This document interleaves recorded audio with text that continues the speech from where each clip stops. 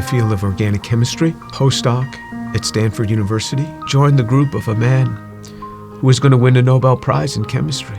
Voted one of the top 50 most influential minds in the world. I was a visiting scholar at Harvard University.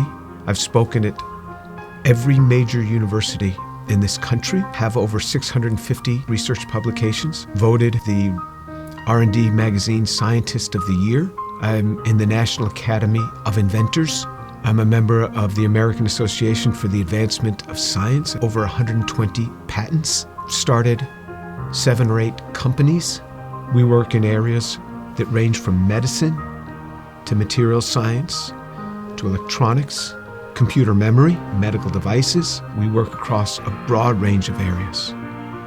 But more than any of that, what means the most to me is that I'm a Jew who believes that Jesus is the Messiah. I grew up just outside of New York City. I thought everybody was Jewish. I didn't even know that there was anything else. I had no particular interest in that, other than when all my friends were getting bar mitzvahed or bat mitzvahed, and then I would attend, of course, every week. There was never really any excitement for me. I remember once I even tried to talk to a rabbi. He just brushed me off. There was very little explanation for me.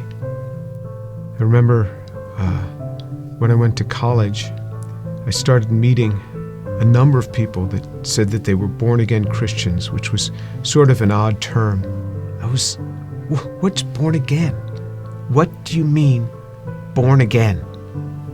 One person saw me in the laundry room. He said, "Do you mind if I give you an illustration of the gospel?" And I remember we sat there and he actually started to draw a picture. A cliff with a man on one side, and he drew a little man, and then another cliff with God on the other side, and a big chasm in between that he labeled with sin. And I looked at him, I said, "I'm not a sinner. I've never killed anyone. I never robbed a bank. How could I be a sinner?" And he had me read a verse from the Bible. "For all have sinned and fall short of the glory of God." In modern Judaism, we never really talked about sin. I don't remember ever talking about sin in my home. So he turned to another passage. Jesus said, "I say to you that everyone who looks upon a woman with lust for her has already committed adultery with her in his heart." Pow!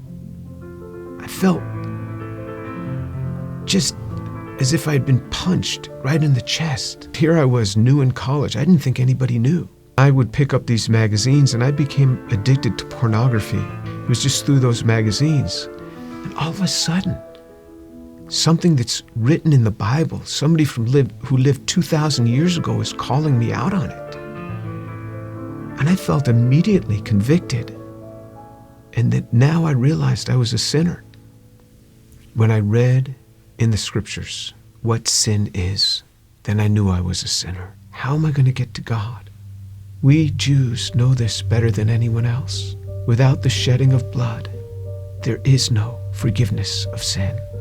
This description in Isaiah 53 of how he will bear upon himself my sin, the things that I had done, and this was him. This was the man that took this upon himself on the cross. The perfect God comes and gives himself for us.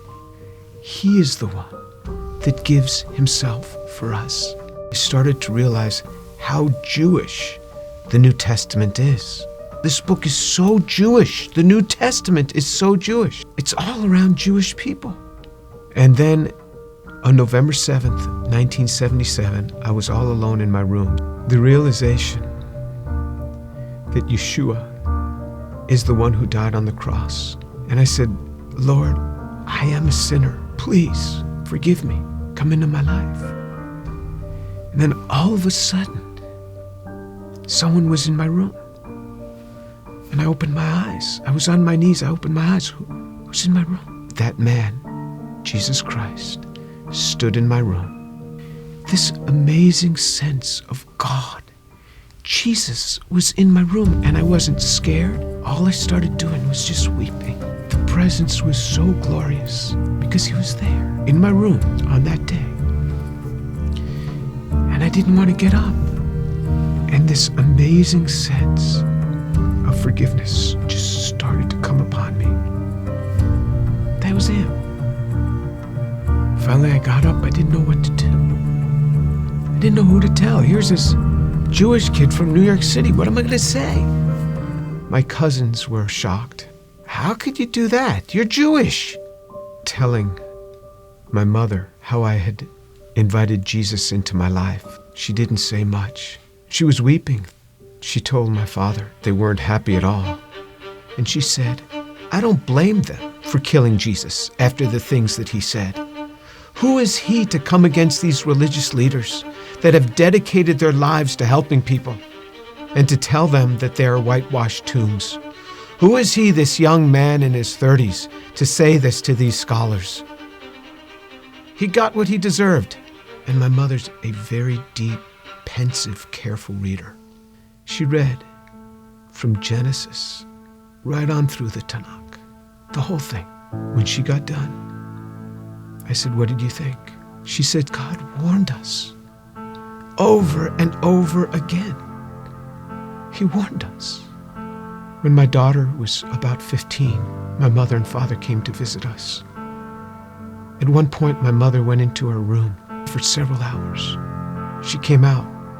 She said, quite a young girl you have. She talked to me for a long time. She started reading the Bible again, both the Old and the New Testament. One day, not long after that, she called me on the phone at the age of 72. She said, Jimmy, you wouldn't believe what happened. I said, what happened? She said, I was just reading.